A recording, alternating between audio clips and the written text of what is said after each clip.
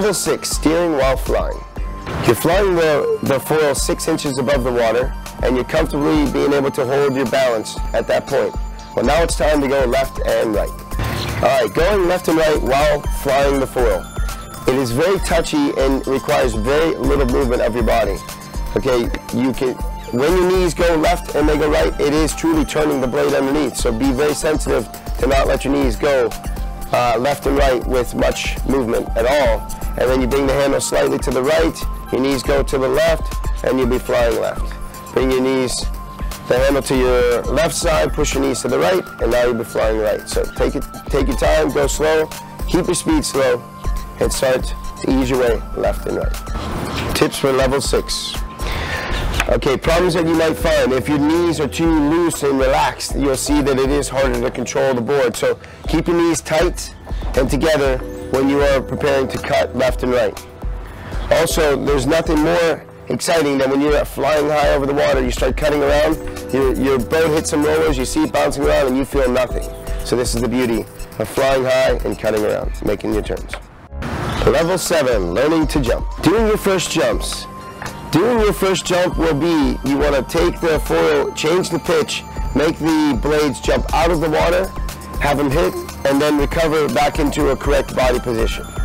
Now, doing your first jump, if you were to pull the handle down and in, move your upper body back just a slight bit, it will change the pitch, aiming the blades to the more up and to the sky position, and then the blades are going to jump out of the water.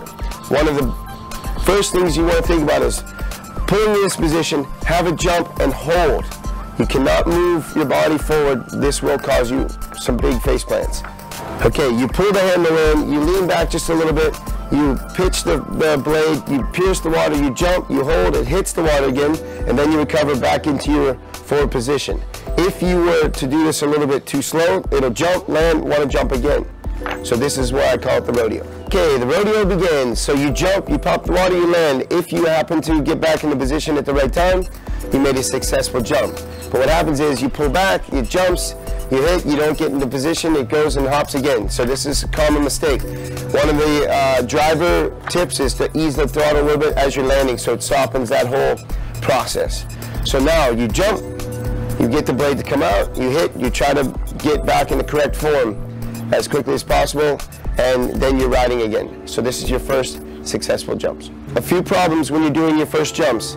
If you lean your body left or right at all, it's going to make the blade want to shoot left or right. So try to be very focused on having everything straight, facing straight towards the boat, and you want to make sure that you're more the blade and everything centered. Pull the handle, try to be very straight, only right center of the body, then pop the blade out of the water. If you get excited, you lean forward as soon as it pops out, you will nosedive. This happens a lot. Good luck. When doing your first jumps, you want to bring the handle low and into your body. You lean back very slightly, and this is what pops the blade out of the water and then puts you into the air for your jump. It's really important that you keep your body tight. You don't want to let your body get loose or wobble side to side. While in the air, it is really important that you maintain a good, tight body position. You pulled the handle in, you lean back a little bit, you popped your jump.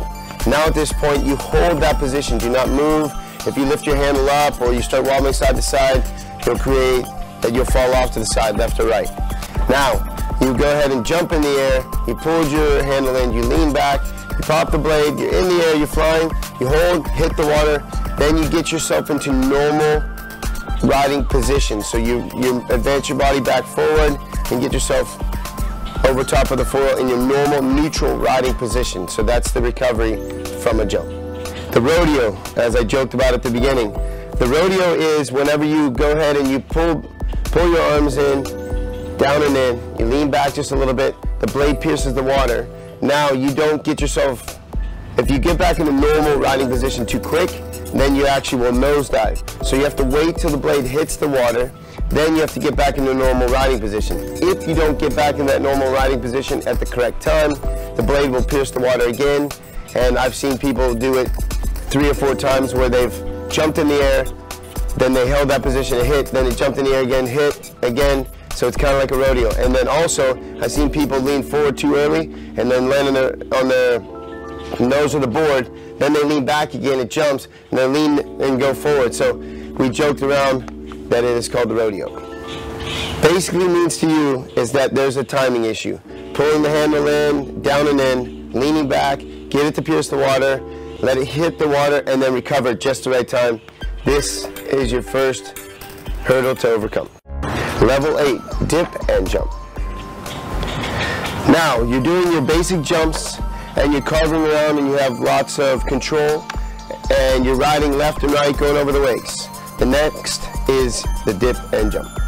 To initiate the dip and jump, you're edging out, you're riding high out of the water, your blade is about 18 inches off the water, and then you will dip down till your board touches the water, and then you pull up with a little more energy, and you do your jump.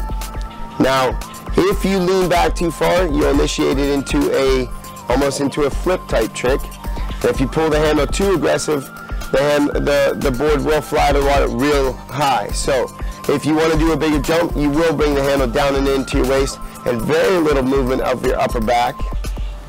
But again, if you lean too far back, you will set yourself into a flip. So you want to pull your hands in abruptly low into your waist with a very slight lean. Level 9, jump in the flats.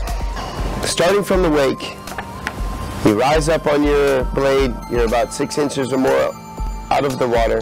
You edge away from the wakes and gain some speed, and then with that speed, you're going to use it to do your jump. Okay, when you edge away from the wakes, you want to try to do a nice smooth motion, not trying to be too progressive, actually just a nice smooth carve outside the wakes, and do your first jumps with some moderate speed. Try to use all of your good techniques on your basics of your jump. Pull the handle down and in, a slight movement of your back, and you'll jump up into the air. If you edge and you flatten up, then you create slack in the line. So you want to try to maintain a nice smooth angle going out, and you do your jump and you land solid. All right, while you're doing your cut and jump, if you find yourself wobbling around, try to go back to your normal jump, regain some composure on your jumps and gain your confidence, and then go back to the cut and jump. Level 10, jump the wakes. While performing a jump off the wakes, it's really important to think about coming into the wakes very slow with very little angle. So the slower you enter the wakes, the easier it is to time the top of the wake. The slower you come in and you do your jump and you time it so that the blade leaves ultimately the top of the wake. So the front of the blade leaves the peak of the wake. That is the best timing of getting the best, biggest jump that you can. So again, you have less speed, very flat to the wakes, aiming the board basically more towards the boat than you are to the left. And you creep into the wakes and you pull back ever so slightly, as in you'll do a bigger jump this way. So you want to try to go very easy with your jump and actually kind of slow. That's why you bring in, enter the wake with slow speed, you time it out that you're trying to get the peak of the wave. So now you go ahead and you pull a few times that you're trying to jump, trying to time and find the top of the wake. And before you think about going with any more speed, you want to kind of keep very slowly traversing into the wakes, time it, jump and find the peak of the wave. Once you do that, then you can come in with a little more speed, doing it in very small increments. Once you learn it from the right, it's a good idea to learn it from the left.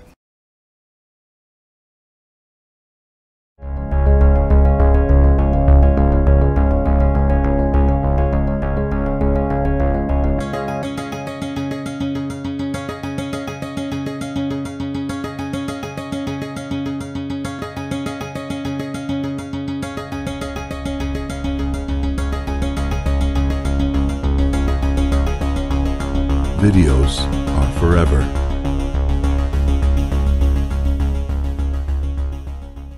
Hello, I'm Dean Lavelle, 6-time world champion, and welcome to LTS.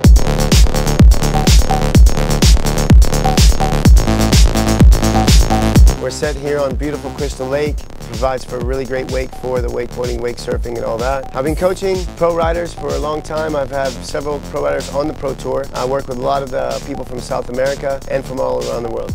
places to stay. We have a beautiful bunkhouse with memory foam, 2 different kitchens, the food, the meals, and music playing, and it's a good vibe. We have 3 different boats for the beginner, the intermediate to advanced. We have also advanced to pro wake surf. The newest is the jet boots. We're really into pushing that, promoting that, and teaching. Come to LTS, try out while we're different. We have the best coaching in the world, and we have some of the greatest place on earth. Come check it.